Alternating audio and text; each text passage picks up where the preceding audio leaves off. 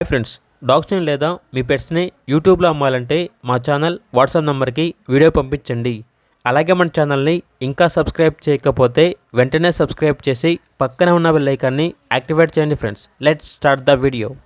Hi friends, welcome to our channel.